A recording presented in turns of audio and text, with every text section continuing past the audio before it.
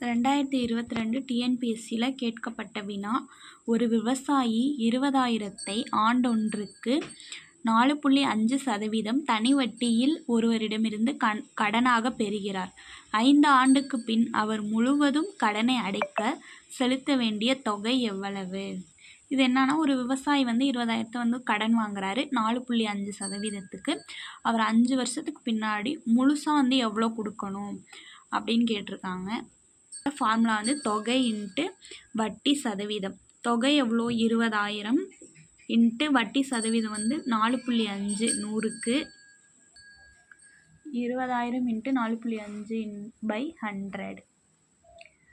இது பண்ணால் 2 0க்கு 2 0, 900, 900 வருது. 900 இன்ட்டு எத்தனை வருஷம்? 5 வருஷமா? 5 வருஷம். 900 இன்ட்டு 5 போடணும். 900 இன்ட்டு 5 4,500 வரும். 4,500. நம்ம வட்டி மட்டும்தான் கண்டுபிடிச்சிருக்கோம். அவங்க முழுசாக எவ்வளோ கொடுக்கணும் அப்படின்னு பார்க்கணும். முதல் 20,000 ப்ளஸ் வட்டி 4,500. இப்போ 24,500 தான் முழு தொகை. விவசாயி செலுத்த வேண்டிய தொகை 24,500.